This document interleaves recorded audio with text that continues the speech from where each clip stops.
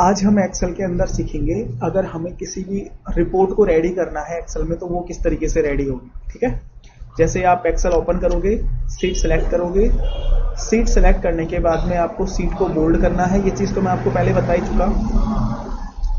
आज हम सीखेंगे सेल्स को मर्ज कैसे करते हैं। अगर हमें कोई रिपोर्ट बनानी है तो उसके लिए सेल को मर्ज करना आना चाहिए। मर्ज का मतलब होता है दो सेल का एक सेल बनाना।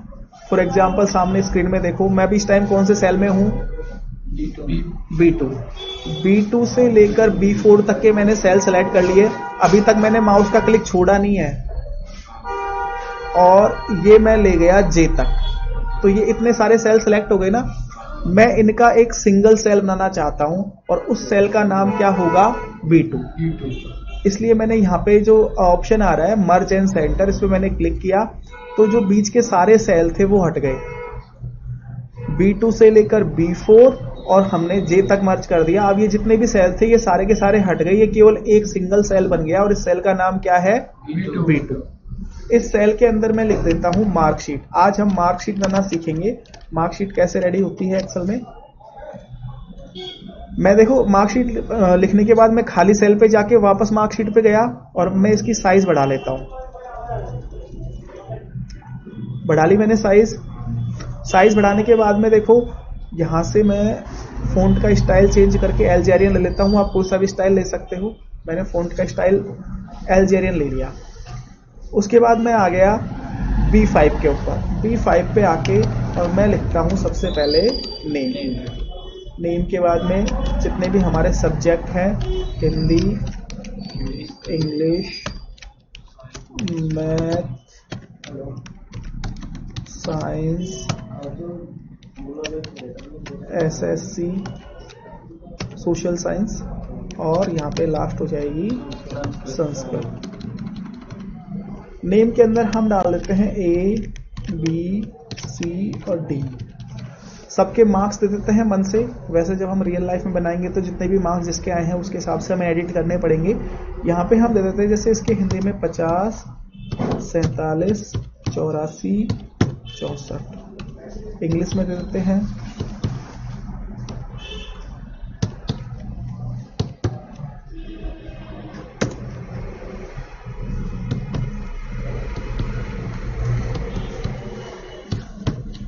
ये रैंडम मार्क्स हम दे रहे हैं।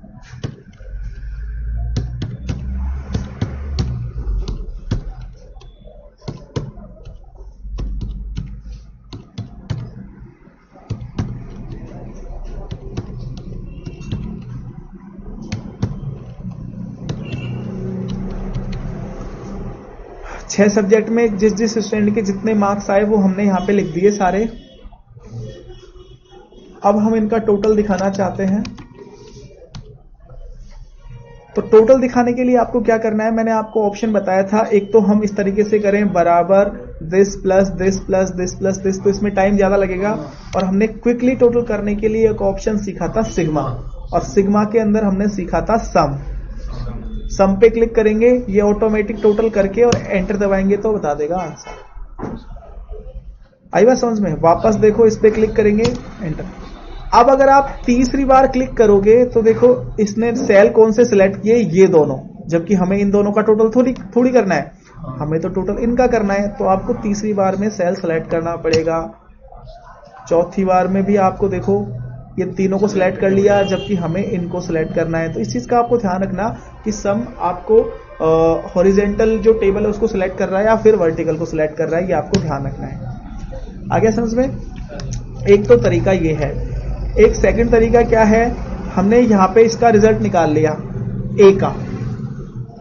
जो रिजल्ट में हमने फॉर्मूला A के लिए लगाया है वही हम B के लिए लगाएंगे, वही C के लिए लगाएंगे, वही D के लिए लगाएंगे, क्योंकि जैसे हमने इसका टोटल किया है उसी तरीके से इनका करना है ना। तो हम क्या करेंगे, एक्सेल के अंदर एक फॉर्मूला होता है, उसको हम बोलते हैं सेल रेफरेंस। क्या बोलते हैं, सेल रेफरेंस। हम एक्सेल को ये बताएंगे कि भाई साहब हमने जो फॉर्मूला यहाँ पे लगाया है ना वही फॉर्मूला आप इनमें लगा दो और सबका रिजल्ट निकाल दो। उसको हम बोलते हैं लोकल सेल रेफरेंस। कैसे काम करता है, माउस को मैं एक कॉर्नर पे लेके जाऊंगा, ले गया कॉर्नर पे, और इस कॉर्नर पे ले जाके और मैं इसको पकड़ के खींच दूंगा तो देखो सबका रिजल्ट ऑटोमेटिक आ जाएगा। दूसरा तरीका ये है। तीसरा तरीका, अगर आपसे पकड़ के नहीं खींच सकते आप इसको, तो आप माउस को लेके जाओ, जैसे ये प्लस का निशान बन जाए, देखो प्लस का निशान तभी बनेगा जब आप इस कॉर्नर पे लेके जाओगे, इस कॉर्नर पे भी नहीं बनेगा, इस पे भी नहीं बनेगा, इसी पे बनेगा प्लस का निशान। जैसे ही इस कॉर्नर पे प्लस का निशान बन जाता है, आपको डबल क्लिक करनी है, 1 2, आ गया रिजल्ट। तो इस तरीके से आपको लोकल सेल रेफरेंस यूज लेना है, ये हर जगह काम करता है। जब आपको सेम रिजल्ट निकालना हो, एक सेल का रेफरेंस देके हम सारे सेल के अंदर सेम रिजल्ट निकालना चाहते हैं, तो हम ये फॉर्मूला काम में लेंगे। अब देखो हमने ये जो निकाला है, जितने भी हमारे मार्क्स आए हैं, ये कितने में से आए हैं उसको हम बोलेंगे मैक्सिमम। क्या बोलेंगे? मैक्सिमम। मतलब हिंदी में मैक्सिमम का मतलब पूर्णांक। मैक्सिमम का मतलब क्या होता है? पूर्णांक। कितने में से आए हैं ये नंबर? 600 में से। अब देखो 600 हमने इसके अंदर लिख दिया, हम चाहते हैं 600 सबके अंदर आ जाए, हम इस सेल का रेफरेंस देना चाहते हैं ना सब में, तो वही आपको यहाँ पे डबल क्लिक कर देना है, 600 सब में आ जाएगा। इसके बाद आपको क्या करना है, यहाँ पे लास्ट में निकालना है परसेंटेज। क्या निकालना है लास्ट में? परसेंटेज। परसेंटेज निकालने के लिए मैंने आपको फॉर्मूला बताया था, प्राप्तांक बटे पूर्णांक गुणा 100, बताया था ना फॉर्मूला। तो उसी फॉर्मूले से आपको निकालना है। ये आपका प्राप्तांक हो गया, डिवाइड बाई ये आपका पूर्णांक हो गया, मल्टीप्लाई 100। इसकी 64 बनी है, और जो फॉर्मूला आपने इसके अंदर यूज लिया है वही फॉर्मूला इन सबके अंदर यूज लेना चाहते हैं। डबल क्लिक कर दो। सबसे ज्यादा किसकी बनी? डी की। अब देखो जो हमने सेल मर्ज किए थे, वो एक सेल खाली रह गया, एक कॉलम खाली रह गया, और हम इसको भी मर्ज करना चाहते हैं। तो कैसे करेंगे? ये जो खाली जगह है यहाँ पे आप क्लिक रखोगे और इसको आगे ड्रैग कर दोगे।